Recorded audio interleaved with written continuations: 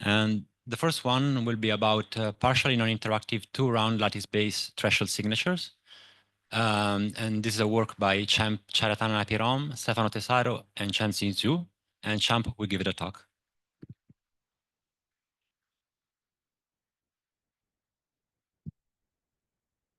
Hello. Okay. Okay.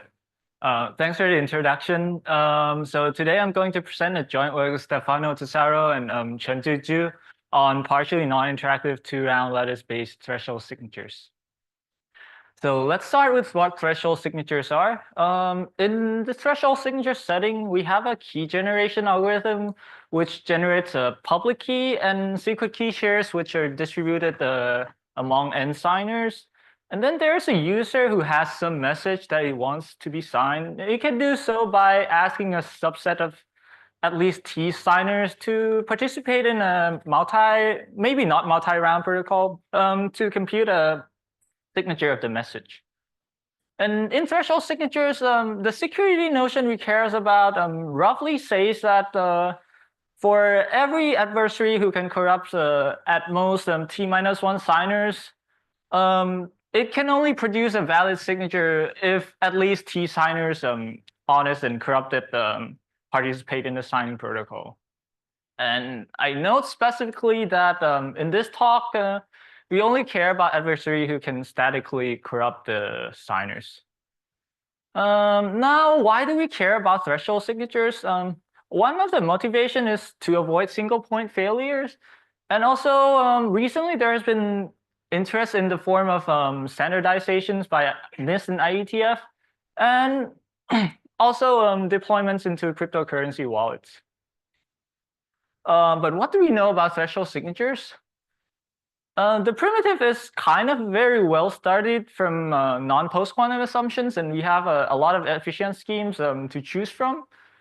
However, from post-quantum assumptions, it's not so much there. There's a lot of works, but still, it's not so much studied. And this talk will be giving the focus to lattice-based threshold signatures. And for that, let me start with some of the prior works. I know that this is not an exhaustive list. So one of the first works requires using threshold decryption of FHE. Although it is round optimal, so the efficiency is not that good. And I know that there's also a work which is two round. However, it only gives a n out of n threshold signing structure. And I know that for this two-round scheme, it is partially non-interactive. And by that, I mean the signing protocol can be split into an offline round, which is message independent and can be pre-processed, and an online round, which is message dependent. And although this is not a round optimal scheme, it's still better than having two online rounds. Now, fast forwarding a little bit, we have a bunch of schemes proposed this year, and some of them even have nice properties, such as being secure against adaptive corruptions or being robust. However, as you can see from this table, either the round complexity of this scheme is worse than being partially non-interactive, or they relies on some cryptographic, heavy cryptographic primitives such as FHE or trapdoor commitment. Or as this kind of most recent work, this EKT24, although they're partially non-interactive, they rely on an interactive assumption that they proposed in their work. So the goal here is quite simple. Can we construct a partially non-interactive threshold signature scheme from standard lattice assumptions while avoid using heavy cryptographic primitives? And in this work, we show that we can do that from module SIS assumption. Now, let me give an overview of how we arrive at our solution. Our starting point is a variant of Schnorr threshold signatures called Frost, and in this case, it's the version called FrostH, which is based on a primitive called a linear hash function, and it is proposed by Tesaro and Zhu from Asiacrypt 23. The scheme is partially non-interactive, which is what we want, and it's also secure from discrete log or RSA assumption, which is a standard assumption for non-post-quantum assumptions. So what we do is that we instantiate this linear hash function with a lattice-based function. And I know that a similar idea has been done before in the context of blind signatures. And by resolving some of the technical issues that comes up when we use lattice-based function, we arrive at our result, which is a partially non-interactive two-round threshold signature, which is secure with respect to this TSUF0 notion from Valerio et al. I know that this does not matter much in this talk, but I'm just mentioning it here, and the security is based on the module SIS assumption. Now, I would like to first give you some brief introduction to what Frost H look like, and I'll do so by first introducing Frost. In Frost, each Steiner I will hold a T outlet and Shamir secret sharing of the secret key SK, and the public key is just a generator G raised to the exponent of the secret key SK. And in each signing session, the signer would first sample some randomness Ri0 and Ri1, and then it will compute the nonces capital Ri0 and capital Ri1 and sends and publish them or sends them to the user. The user will then picks its message and a set of signer which is at least T signer, and they collect the nonces that these signers have published.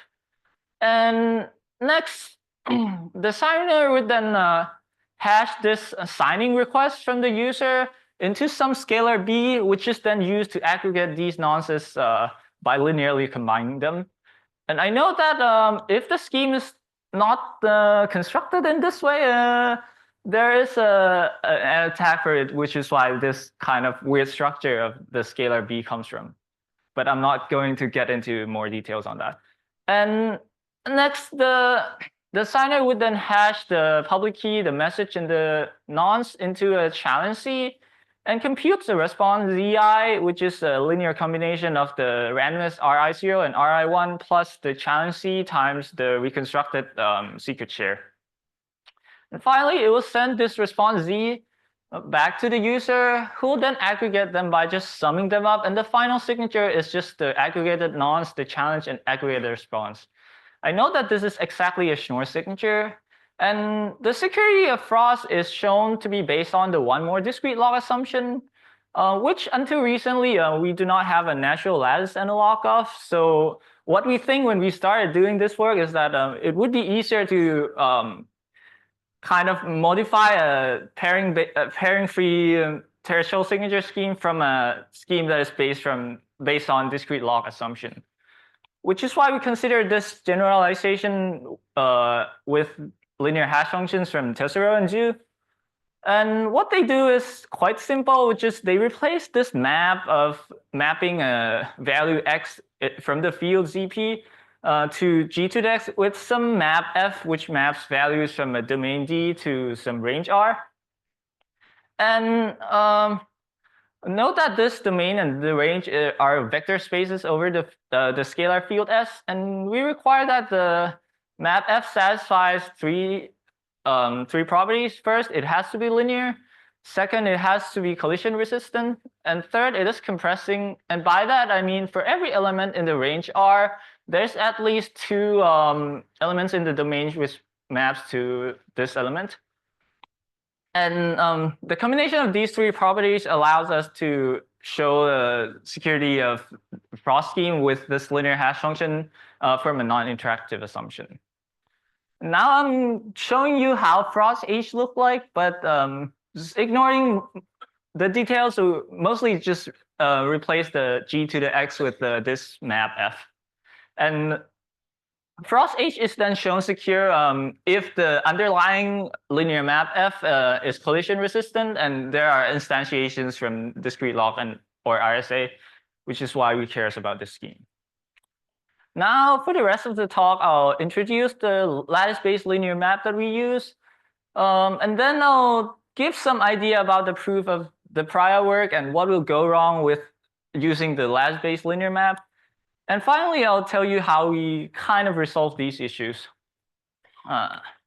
So for our lattice-based linear map, we consider the module lattices settings, which so here we consider a cyclotomic ring R and ring RQ, which is just R mod Q.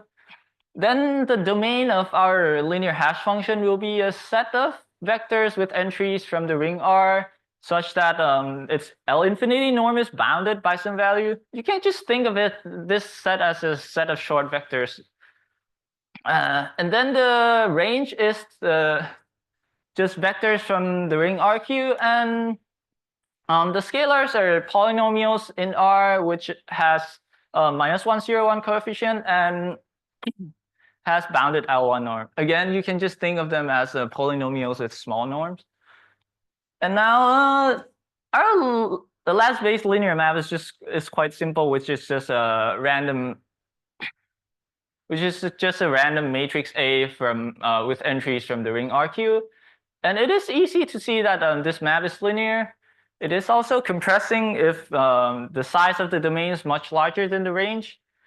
And finally, the map is collision resistant, assuming the module SIS assumption. Now, let me go into the proof idea of the prior work. Just to give a brief sketch, what they do is that they reduce the security of the threshold signature scheme to an intermediate assumption called algebraic one more pre-image resistant. And this assumption is then shown to be based on the collision resistant of the linear map F. But just for simplicity, I'll just skip the middle part and show how you can reduce directly to collision resistant of F in the random oracle model. The reduction B will run the adversary A, which is an adversary in the unforgeability game of the threshold signature scheme. And what it does first is that B will sample the secret key shares of this secret key, and some randomness are RJ0 and RJ1. Now, the first thing that the adversary do is it'll first ask to corrupt a set of signers S here, which is size less than T. And then what the reduction does is that it will compute the public key by just applying the map F to the secret key. And then it'll then send the secret key shares of the corrupted party to the adversary A. And next, after that, A and B will interact in the signing sessions. And here I know that these signing sessions are simulated using the honest party shares and the randomness that B sampled at the beginning of its simulation. And I know that B doesn't do anything fancy here. It just runs the protocol as the actual protocol would do. So at the end, A will output some forgery containing a message M, a nonce R, a challenge C, and a response Z. And I know that if this is a valid signature, then we will have found a pre-image of the nonce R, which here we denote Z minus C times SK. And then B will save this, I guess, this forgery or this pre-image. Then rewind A again, run it again, and at the end, with high probability, A will output another forgery with the same message and the nonce R, but with a different challenge C bar. Here, when this forgery is valid, we will have another pre-image of the nonce R. And so again, I'm just recapping, the reduction B wants to find the collision on the map F. And with these two pre-images from the first and the second run, if they are different, then B will win in the game.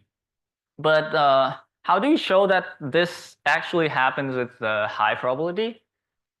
To argue the success probability, the first observation the prior work makes is that F is a compressing map. So there's a different secret key SK prime, which still maps to the same public key as SK.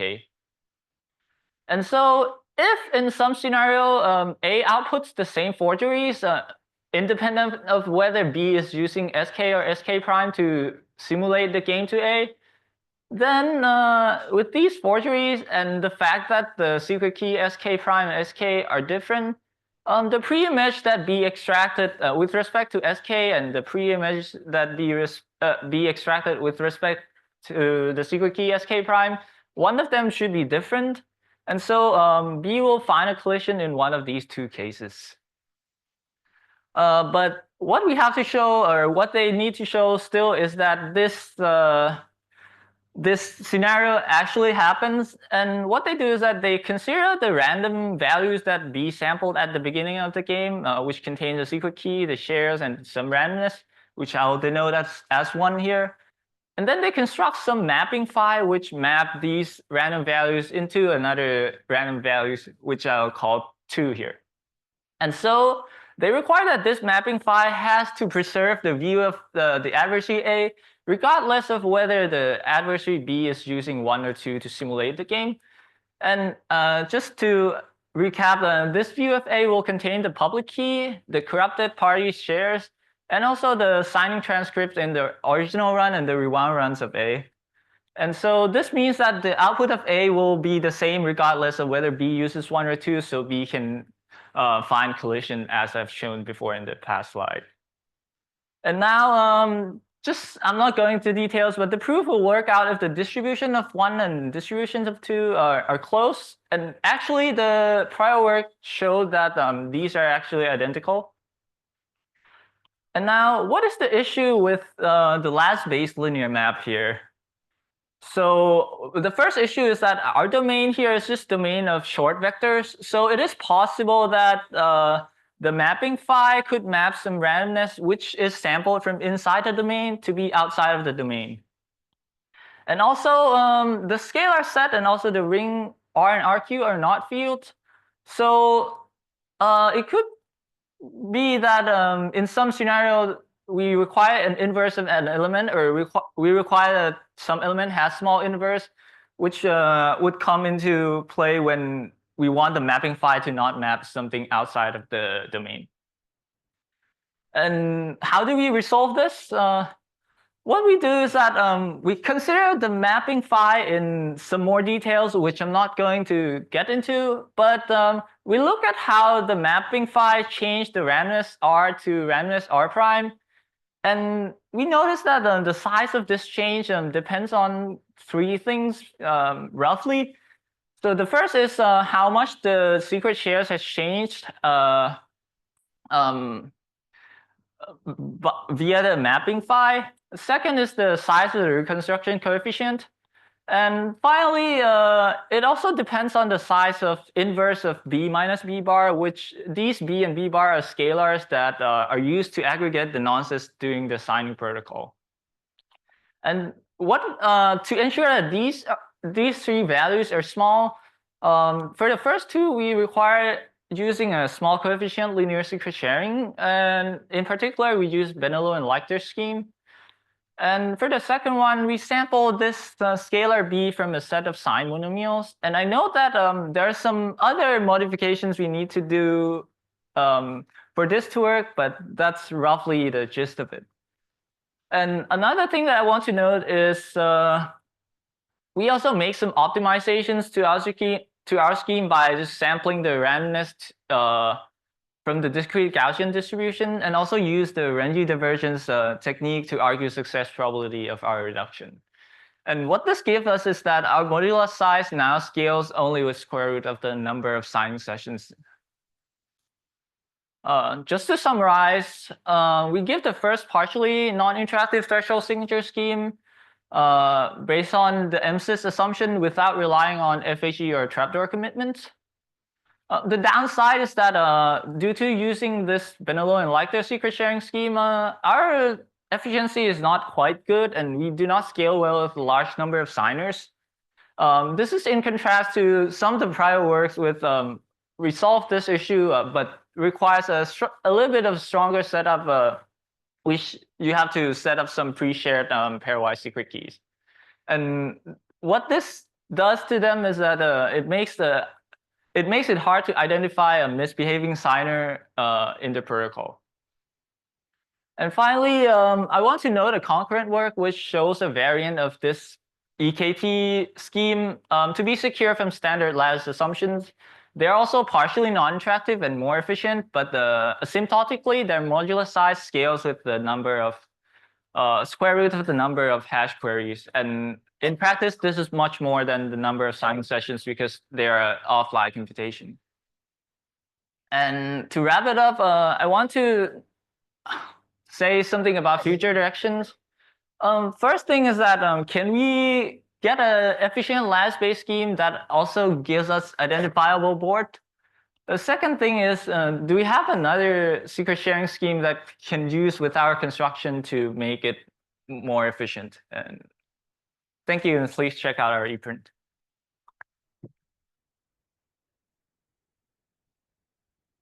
Thanks for the nice presentation. We have a couple of minutes for some question. Does anyone in the audience have a question? Okay, in the meantime, I can ask you something. So you said you focus on the static corruption setting?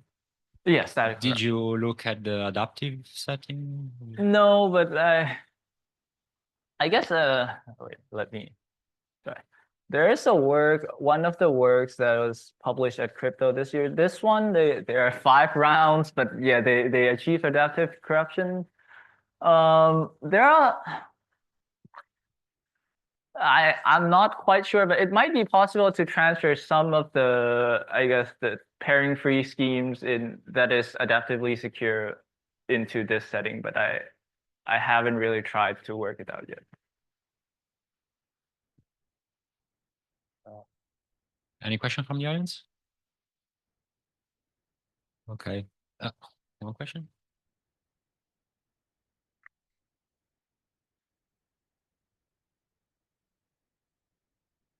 Hello. Yeah, nice talk. But in order to make adaptive security, like, do you think that the same framework can also be used? You mean the framework from our? Yeah. I think it would be hard because even in the pairing-free settings from group-based, we don't have, or as far as I know, we don't have a 2-round adaptively secure scheme based on discrete log. I see. Thank you.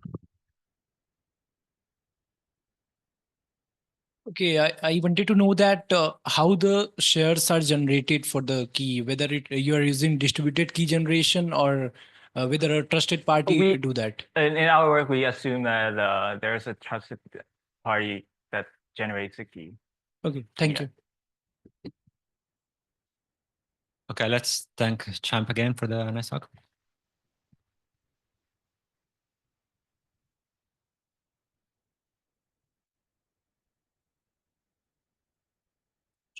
Yeah. It's all right. Okay. Okay. No.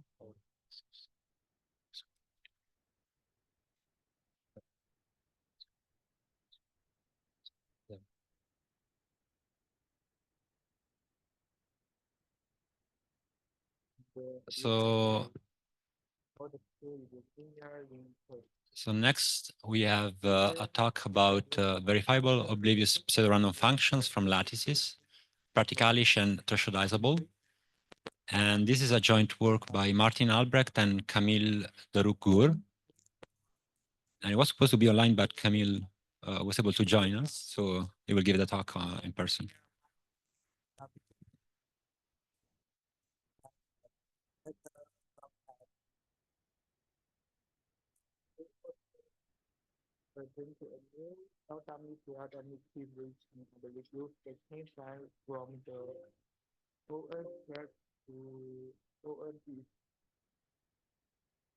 Now look at how the Passenger method and Test. Can anyone hear me? Okay, nice. So thank you for the introduction.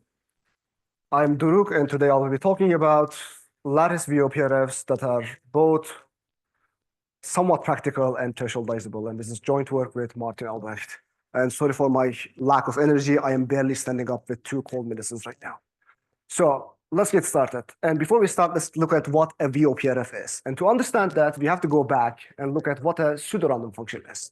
So we cryptographers like randomness, but the randomness doesn't like us because we cannot easily generate randomness on the go if you want to do. So basically, we devise new functions to actually generate some sort of randomness at any given time. And to achieve this thing, we have something called a pseudorandom function. That is a keyed function f, where on input x, with the help of the key, just generates an output of y. What's so special about this output? Well, if you have gotten this output from outside with randomness instead, these two should be indistinguishable. And that's the main security notion we go for. The idea of pseudo-randomness. Given the input and the output, you should not be able to distinguish the source of this randomness. But although this has its uses, it's not that useful in the more interactive setting. So we're just going to do and increase this and break this structure with the parties having access to both key and X. And instead, we're going to consider this setting where we have a client that has access to the input, a server that has access to the key itself. And what we're trying to do is, again, this client trying to derive the same random output without actually doing the computation on its side. So basically, client will just put everything inside an envelope, send it to server. Server will just work on this envelope, send everything back with the attestation that they did everything correctly, and then client will just get the output from the same idea. And this is the idea of a VOPRF, a verifiable oblivious PRF. Notice that I added 2 words to in there because now we have to consider 2 additional security notions as well. One of them being the obliviousness, server not learning anything about it, and the other one being the verifiability, where what client receives is indeed the F sorting. Why do we need this? Well, VOPRFs have both theoretical and practical interesting applications. On this whole network of different constructions you can derive from each other, VOPRFs stands in nice way, which implies different constructions as well as it can be used to imply other constructions. And it also has practical applications for stuff like opaque and other password authentic key exchanges, or any kind of method where you need to derive randomness based on some sort of low entropy input, you can just use VOPRF instead. Another example being Signal, for example, using your password to rate limit on what you have. And all this motivation actually motivated the research on VOPRFs quite a lot, and we have nice blueprints to actually construct how to have these things. So going back to our initial thing, in addition to the key and the input, we're just going to assume that there's a commitment to the key C, and whenever actually client wants to derive some sort of query on this input, they're just going to also derive their own secret input S as part of it, so they can use it to actually do the envelope, the blue envelope, and send it to the server. Server then just going to do this, work on this blind thing, and just create another envelope, green envelope itself, and send it back. I hope my color coding works for everyone for this now. And whenever client receives everything, they're just going to use the commitment, their own secret information, in this green envelope, and derive the yellow envelope itself. And that is assuming that this has to be the actual evaluation of the function under the yellow key.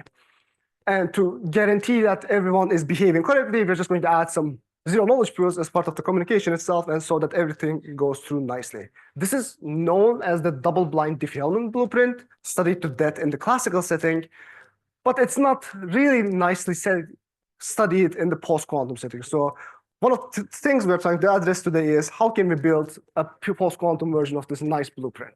And to start with, we're just going to first have to derive some sort of a post-quantum PRF as well.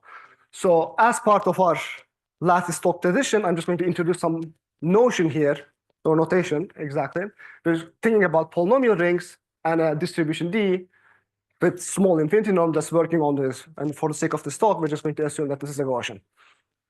And what we're going to have is we're going to have some public vectors, A0 and A1, sampled randomly with a key sampled from the small distribution as long as a client input X.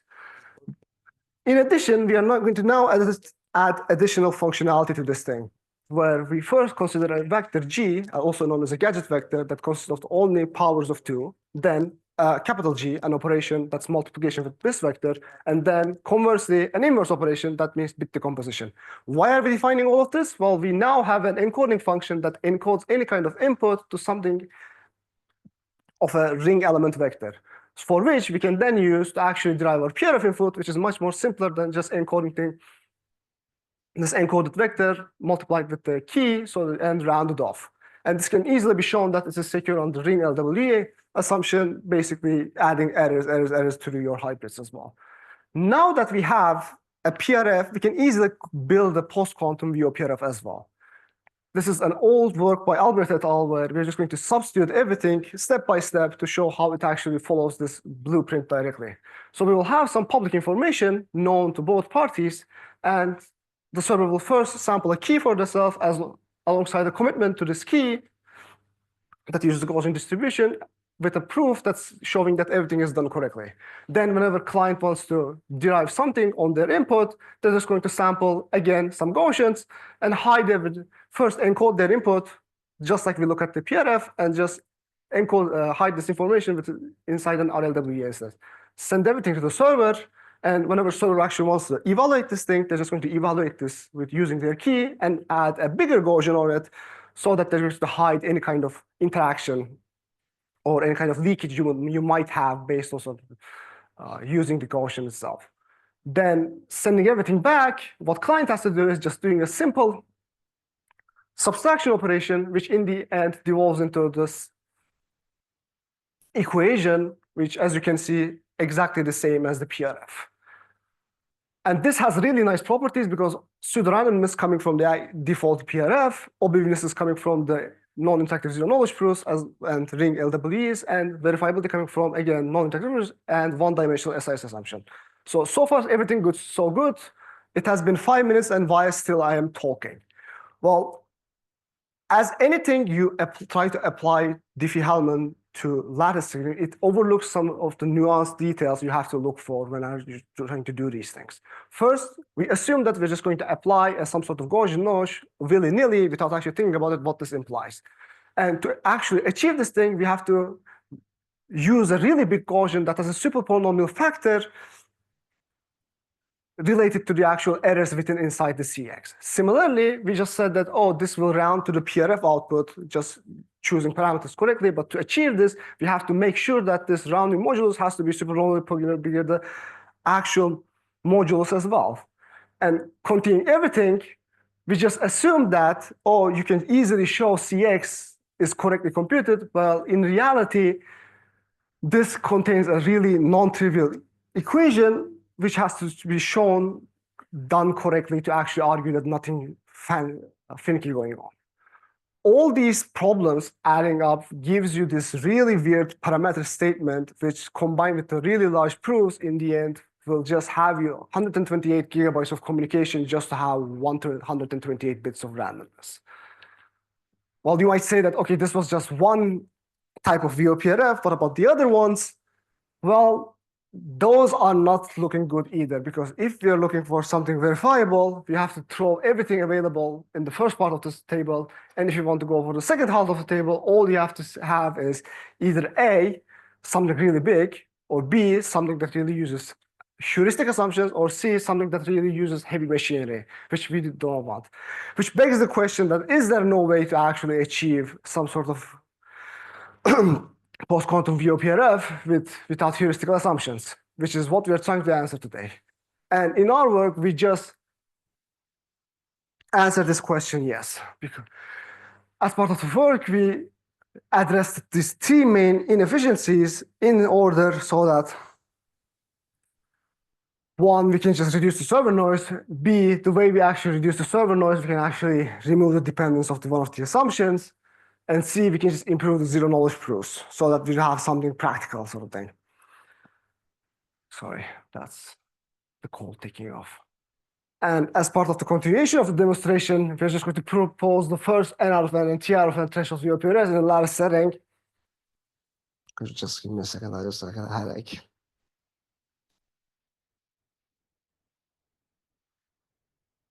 What are T out of N and threshold VOPRS in a lattice setting? We'll just get there when we get there.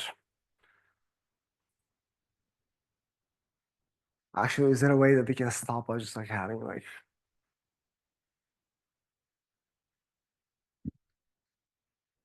okay, let's start.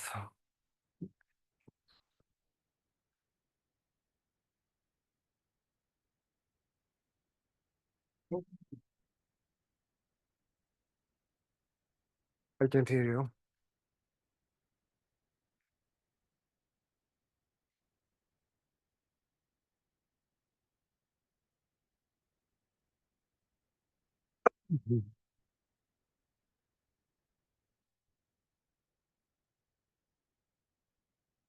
Why it's not working?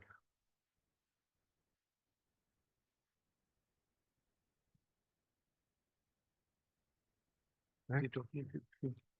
Continue when you if you see it, otherwise we can. He's falling down.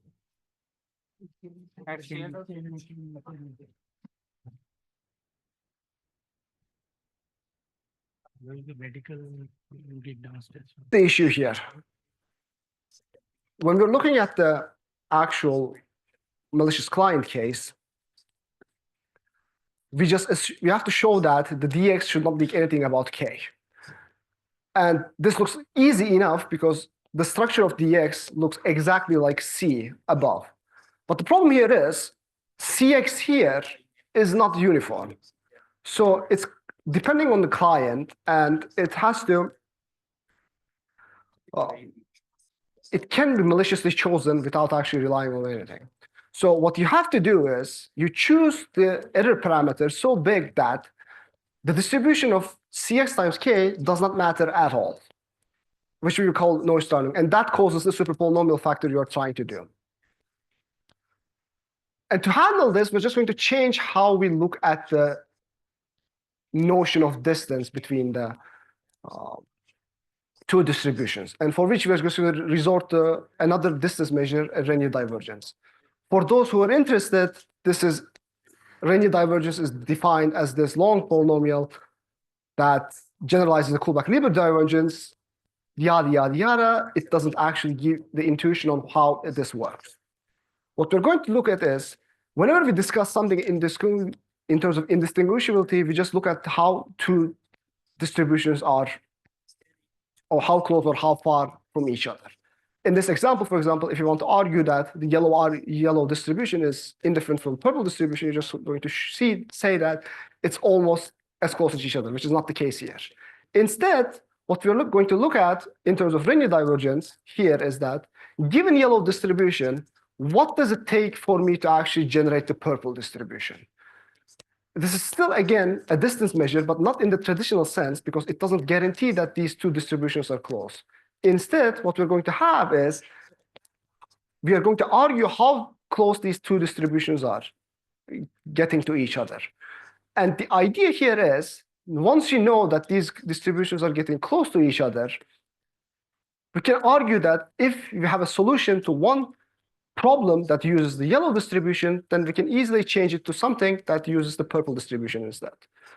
And this is really usable in our case, because a previous work by et al. Shows that you can actually apply to these lattice-based problems.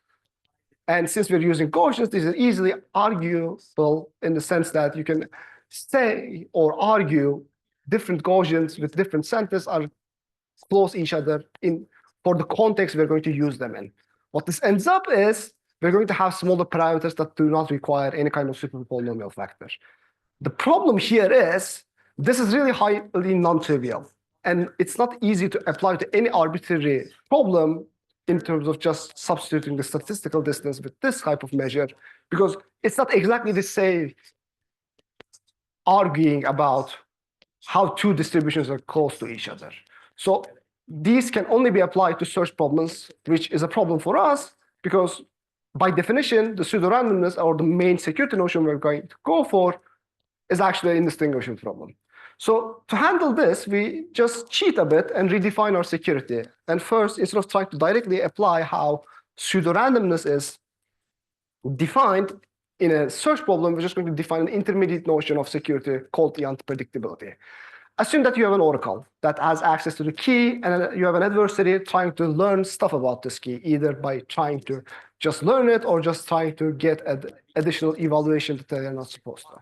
So what we're going to allow the adversary to do is query this oracle multiple times and ask for one more additional query that they did not query for. This is called the one more unpredictability, and it's a search problem, because now, given Q pairs, you're asked to find the Q plus one first pair. How does this help? Well, keeping this relation to ourselves, we can actually add another oracle to us, where the adversary is allowed to query this oracle, and in the end, this oracle can either look for something random or ask for the other oracle to actual functional evaluation coming from this oracle as well, and just reply with the YI as well. And then what this adversary is tasked to do is decide how many of these QXY pairs coming from which source of this randomness. This is conjectured to the actual equivalent to the regular notion of pseudo-randomness. I don't know how to show this. If you know, please find me after the talk. But what's important here is, once you have a function is unpredictable, you can easily achieve one more PRF security just with the help of random oracles, because all you have to do is, looking at this really functional execution, you have to feed this input to random oracle on this side, and YI will actually handle everything. Because an unpredictable input to random oracle means that it's actually uniformly random.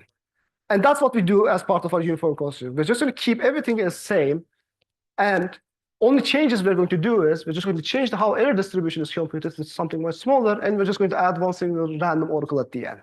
So in this idea, if you just want to prove something, after simulating everything and extracting everything you have to do, you can easily argue with the help of linear divergence that trying to find an additional pair is equivalent to find an additional pair using this error instead, which then can be replaced with something freshly sampled at any given time, independent of the key material, which is, by definition, is unpredictable, which solves the first issue we have.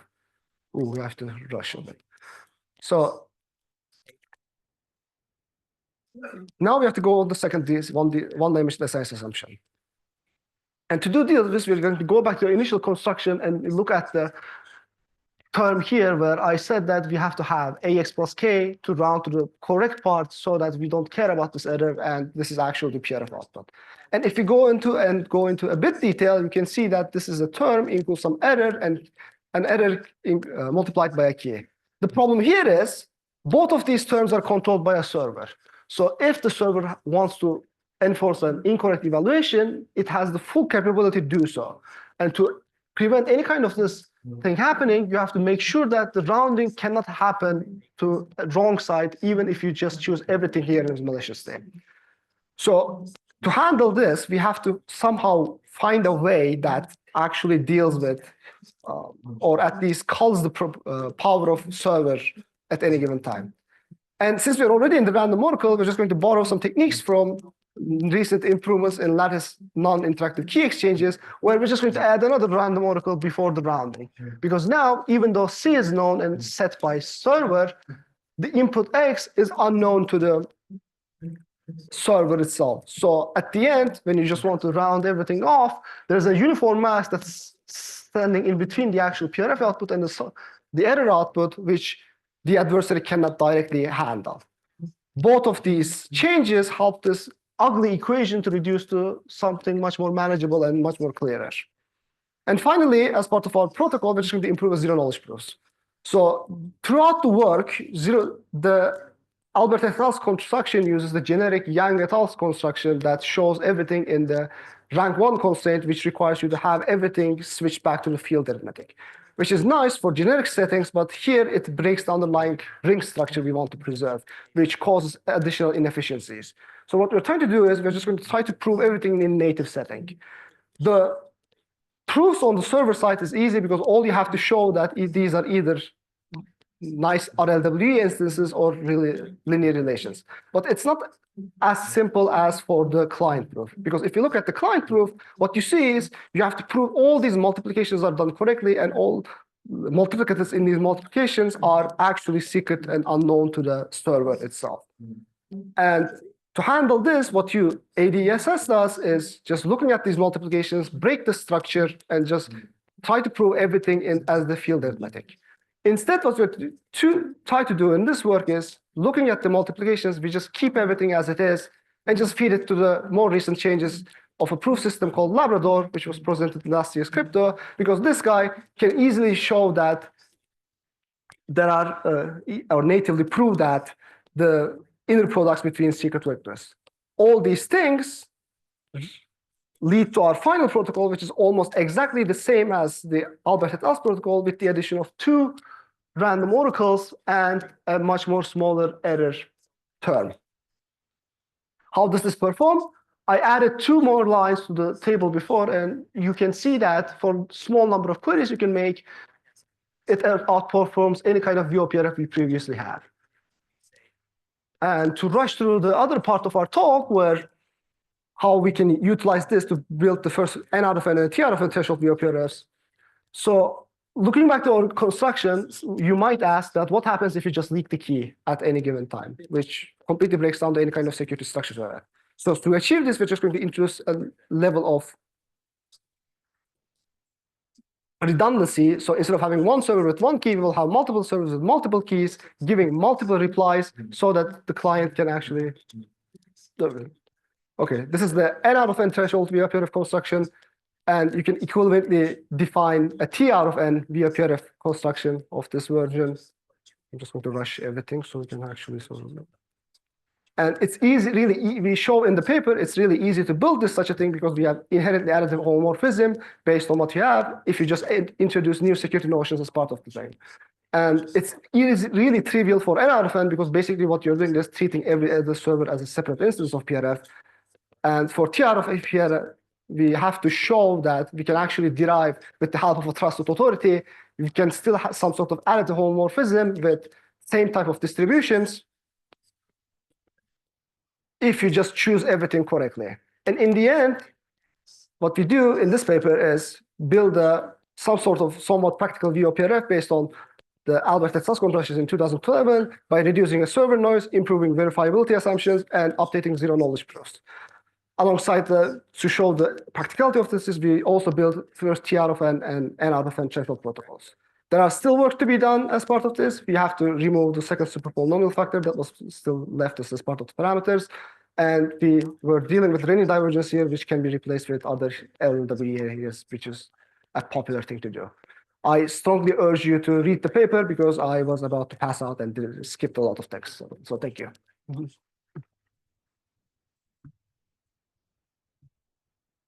Thanks for the talk. We have time for a very quick question from the audience.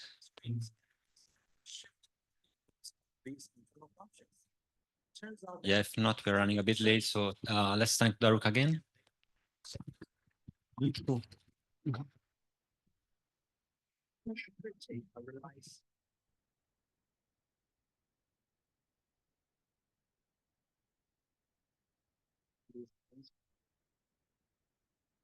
Here you wondering why we have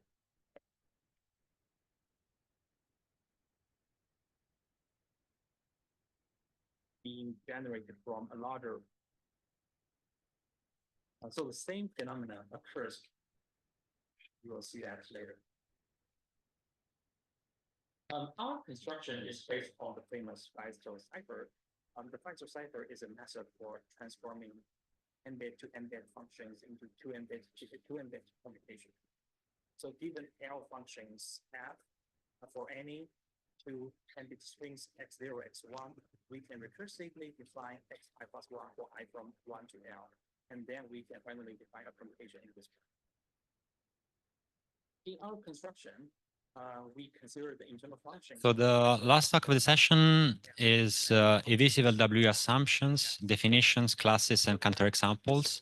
And this is a work by Chris Brusca, Akin Unal, and Ivy Wu. And Ivy will give the talk. Hello? Can you hear us? Hello? Can you hear me? We don't have sound.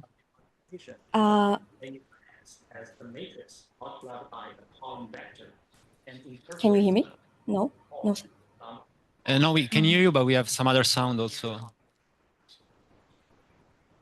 Can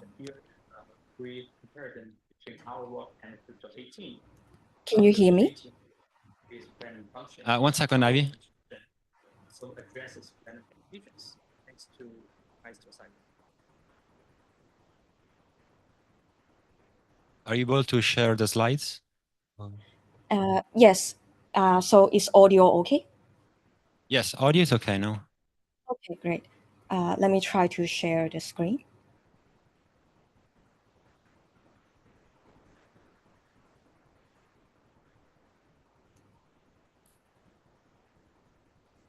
So am I sharing something? Yes, now it works. Perfect. Okay, great. So you can see the slides. Can you see the cursor if I might ask? Yes. Oh, Yes, we can great. see it. Okay, great.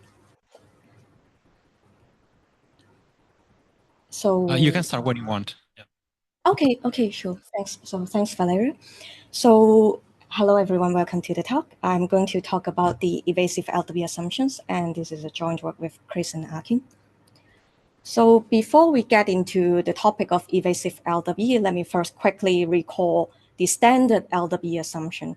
So the assumption says for a random wide matrix, we'll call it B, and some sample C. It's hard to decide if C takes the structure from SB plus E mod Q or is truly uniformly random, where S is some uniform LW secret and E is some error term, which is short in Euclidean norm. And let me introduce some notation we use for this talk. We will write this SB with this curly underline to denote SB plus E mod Q, so they're the same thing. And so the standard LW assumption can be rewritten saying that B and this SB with this curly underline is computationally indistinguishable from B and uniformly random. And one more notation that we will need. I will write this B inverse P to denote some short preimages or Gaussian preimages satisfying this relation. B times preimage equals to P, where P is some arbitrary matrix. So for the topic of this talk, the evasive LW assumption, if I were to say, it all comes from the general setting that imagine there is some advanced cryptographic scheme that requires leaking some short preimages. So this B inverse P. And in the security proof is often unclear how we can simulate these short preimages, because if we look at the plain LW assumption, we only have this LW sample SB plus E, and it's unknown how to get something short, which is usually the hardness of lattice-based problem. And still, sometimes this P could take some structure, and so adding to the difficulty of simulating these short preimages. And so to argue this general setting, in recent years, we have the evasive LW assumption, which is summarized here informally. So I suggest we start looking at the bottom line, the second then statement. It says this SB plus E is indistinguishable from random, even in presence of this preimage, which is the setting that we want to argue about. And the evasive LW assumption says that this would hold if the top statement holds. That is, if SB plus error and SP plus error, they are jointly pseudorandom. And the intuition here is that if we think of what one could do with these preimages, then it seems there is not much other than multiplying to the SB plus E, the LW sample, to get SP plus something short, or in other words, can be think of as some other error term to get these SP plus error, or which is can be think of as some LW sample respect to P. So that is the assumption set, it suffices to consider the if statement, that is the setting after multiplying the preimages to SB plus error. So this assumption is useful in security proof because it allows us to not need to argue about these short preimages anymore, but only about these two LW samples, which are often much easier to handle.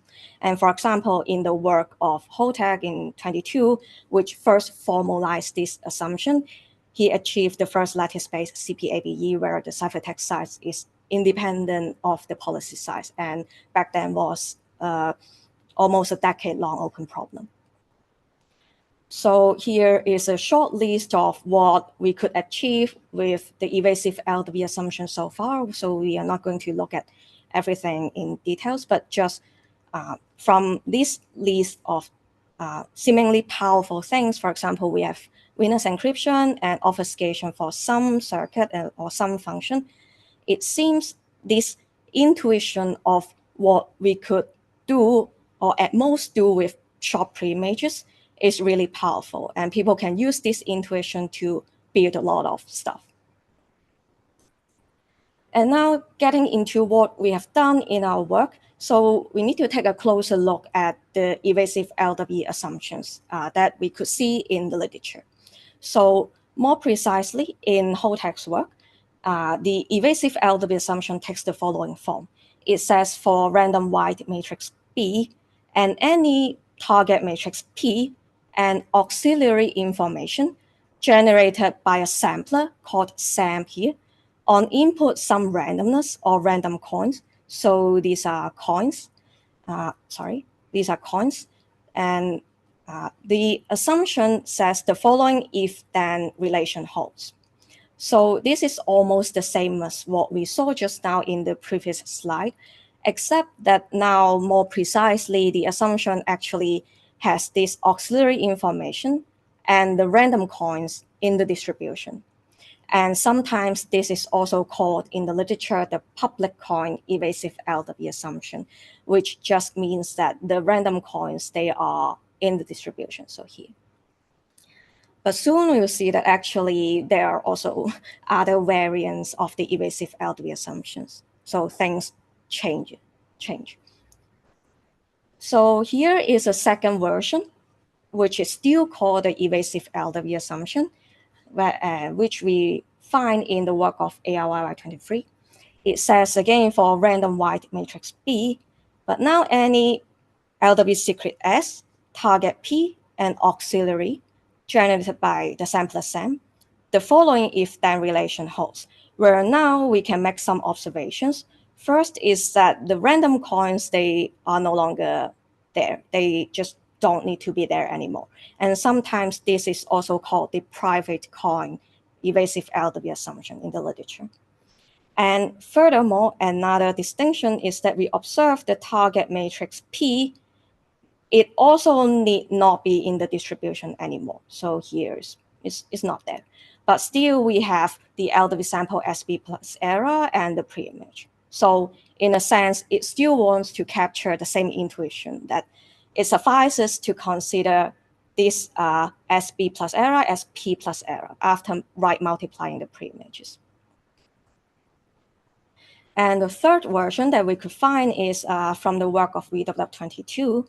So now this version says, again, for some S, P, and Aux generated by SAM, now this if-then relation holds, which is similar to just now the second version by ARYY, but now still we see that even the matrix B is no longer there.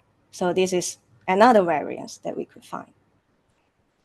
And here is the fourth and the last that we will consider in this talk is from the work of Sabari in 22. So in Sabari's work, the assumption was not formulated as an evasive LW assumption, but it has some other difference in formality. But with some reformulation, we can view the assumption in the following.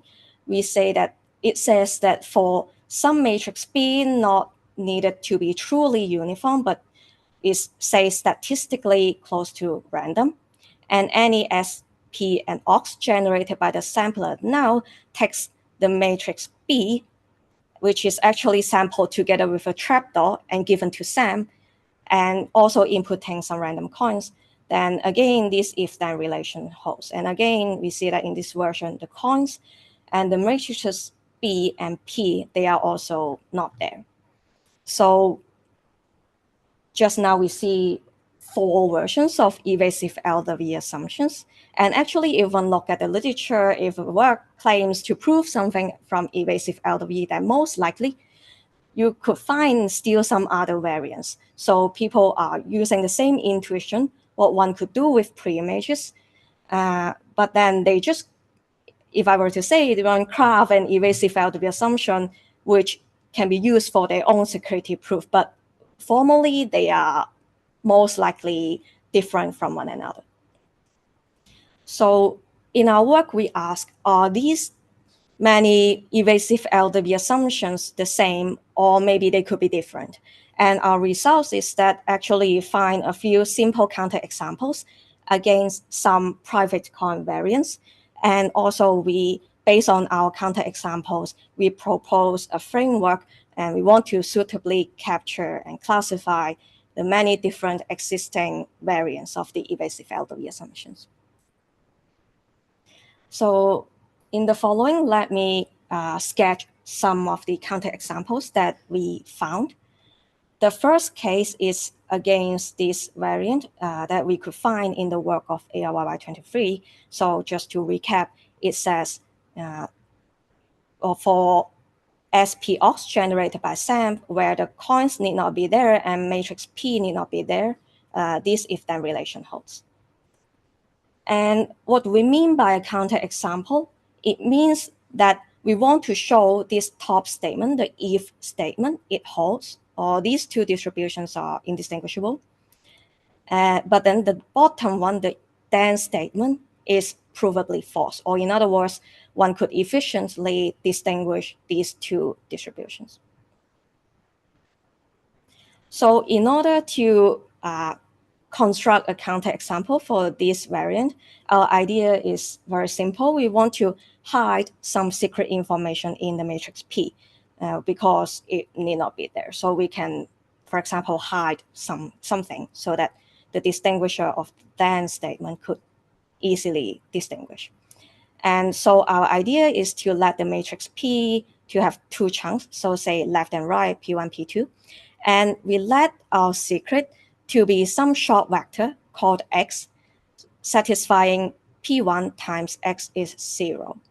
And we will hide this short vector into, for example, the top part of the second chunk of P. So P2 is X underneath stacked with some uniformly random stuff. And so with this, S times P2 would be just truly uniform because of this randomness underneath.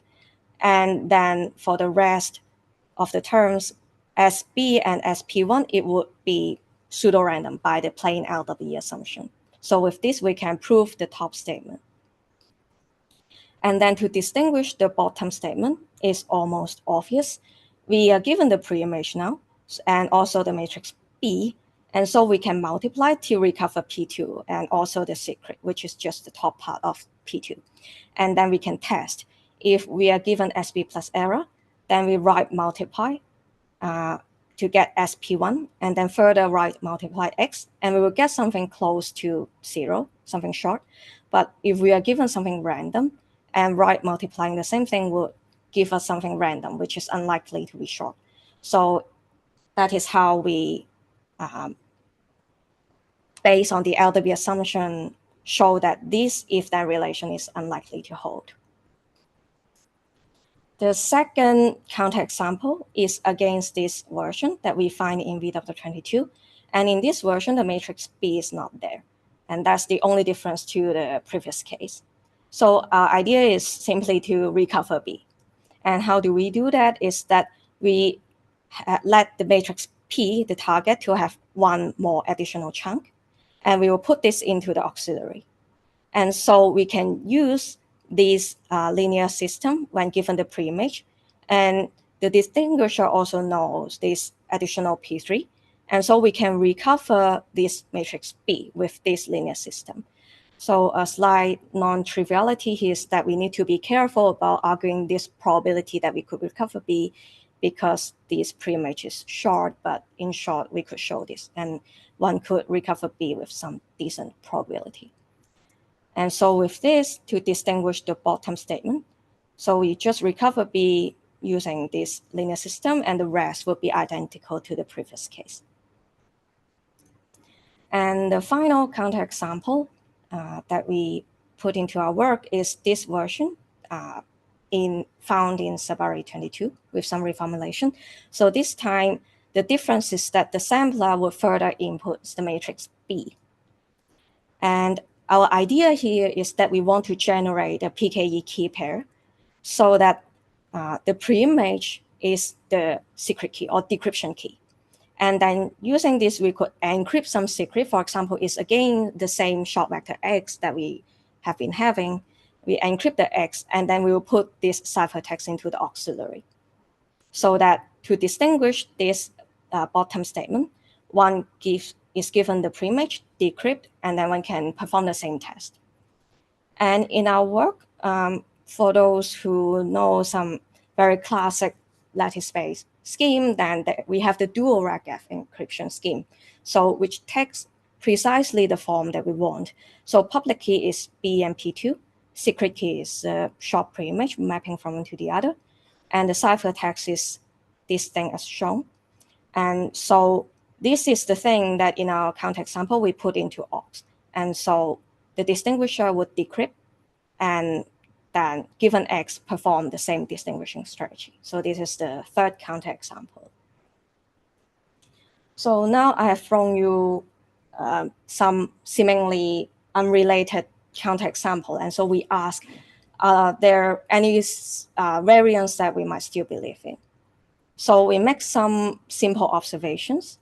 The first is that it seems the random coins, they are indeed crucial, because if the distinguisher were given the coins, then all of our counterexamples would no longer work, because the distinguisher could rerun SAMP and observe all the secret that we try to embed and distinguish. So that means the distinguisher for the if statement could also do the same thing. And second observation is that actually what we're doing in the first two counterexamples is that we are given preimages and we are always exploiting this linear system. We are given either B or P and then using this system to compute the rest term. And so we believe a plausible assumption should prohibit this happening. And the third observation is simple, that the sampler should not input the matrix B, because otherwise it could, for example, encrypt. And so with these observations, we propose three families of evasive LDV assumptions that we don't find simple counterexamples against. The first we call the public coin evasive LDV, which, as its name suggests, just means the random coins are there. The second family that we are calling the private coin binding evasive LDV, it means both the matrices B and P, they are bound to the distribution. They have to be included. So in this sense, one can no longer exploit this linear system that I've shown on the previous slide. So the idea is that if one is given B, P, and preimages all in plain, then supposedly you should not perform similar strategies to come up with counterexamples. And the third and the most subtle one is what we call the private coin hiding evasive LDV. So this time we require that both the matrices B and P, they are hidden from the distinguisher. So for the matrix B, is just by definition, but we need to be careful about the matrix P. So we want to make sure that it's not leaked to the distinguisher via the things output by the sampler, in particular this auxiliary. And so we have a second precondition. So other than proving this condition, this indistinguishability, we require a second precondition, that is P is sufficiently hidden given the auxiliary. And what do we mean by that? So I would say there is not a like absolute right or wrong definition, but in our work, we give what we think is a reasonable definition, which is as follows. We say that P is hidden given OX if P and OX jointly is computationally indistinguishable from P plus another matrix R and OX, where R, each entry of it is uniformly random over a set 0, 1, 2, 3, up to some parameter L, which is a parameter of the assumption. And so R can be low norm, or it could be not. It could be, for example, just uniform over ZQ, for example. So the interpretation is that R can be thought of as some noise, large or small. And now if I give you P and P plus R, you cannot tell them apart. That means, in a sense, you cannot approximate P to some extent, even in presence of OX. And some observation, if we increase L, that intuitively means P is more hidden. So that means a stronger precondition, and that means a weaker evasive LDV assumption. And in the prior work is same as saying L is 0, and our counterexample is saying that this is false. And one might ask how large L should be for this assumption to be plausible. We don't really know, but we could only say that we cannot find counterexample for now, even when L is 1. So because of our counterexamples, we also briefly discuss what do our results imply on prior works. So for the work of ARYY, although we find some counterexample for their stated assumption, for the instance in the security proof, actually one could observe that it's a special case of our binding evasive LW. So if one believes in what we are proposing, so then their security proof will still be valid. And for the work of Sabari, it lets the sampler inputs be, so it's morally false by our counterexample. But if one look at the instance in their proof, the matrix P is actually independent of B. So it's different from the idea of our counterexample. So we speculate that maybe the scheme of Sabari can be fixed by using one of our proposed family of evasive LW. And for the work of VW, actually, although they did not require the matrix P to be hidden, in our work, we show that for their instance, we could actually prove this based, like according to our definition. So if one believes in our hiding evasive LW, then again, their proof would remain valid. So how do we argue this? This is a summary of the output of the sampler in the work of VW22. We don't need to look at all these things in detail. But so the more important thing is that VW already showed that the first precondition holds. And so if one takes our hiding evasive LW, it remains to show this second precondition, that P is close to B plus R for some, say, noise R. And our observation is that this noise term in their instance is independent of everything else in the aux. So with a well-known proof strategy called noise flooding, we could just say that E and E plus R they are statistically close. And so that's how we could easily argue that the instance in VW is fine in our sense if one believes in hiding evasive LW. And I would like to, with the remaining time, I'm running short of time, but I would want to quickly mention some additional results that we find after the camera ready, which we are going to put into ePrint. The first is that borrowing the ideas from VW22, which propose a heuristic obfuscation-based counterexample, with some slight tweak, we actually prove another very similar obfuscation-based counterexamples, like with a concrete proof, which applies to all the private coin variants. And we view this as a concrete evidence of the qualitative difference between public and private coin evasive LWs. And so the summary of the idea and proof sketch, they are here. I'm not going to talk about them because of time, but one could find the slides on, for example, Asiacrypt website. And the second thing is that actually in our proceeding versions, we make some generalizations to the evasive LW assumption. And so I would like to draw attention to this third item here. We allow the matrix B to be following arbitrary public distribution and not necessarily be uniformly random. And subsequently, we realize that this generalization is false.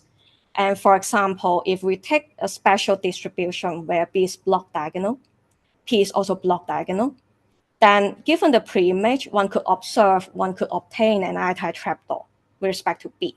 So that means with this specially distributed B, the assumption is false. So we leave it open what is the boundary or meaningful boundary on the distribution of B. Maybe it could need not be uniform, but what is the boundary? We don't know. And we think it's an interesting open question. But our opinion is that if one wants to use the assumption to prove security, then better stay with uniform distribution for now until we better understand the assumption. So with this, I conclude, and thank you.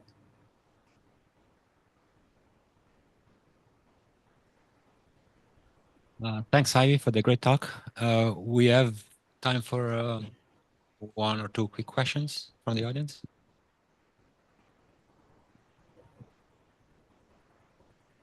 Okay, so if not, I wanted to ask about this latest result that you have. So does it apply to all kind of private coin evasive LWE assumption? Yes. So including the prior ones. So we have some counterexamples already on prior ones, but it also applies to the two families that we are proposing. Yeah. all of this. And our counterexample actually only requires assuming LW with, say, super poly modulus to noise ratio, so which is quite standard, and also further assuming the existence of null IO. So one doesn't even need like the full-fledged power of IO. And so, which is interesting in a sense because people have built null IO from private non-invasive LW, so it's sort of circular. Yeah. So if there are no other questions, let's thank the speaker again and all the other speakers of the session. Now there is a coffee break for an hour.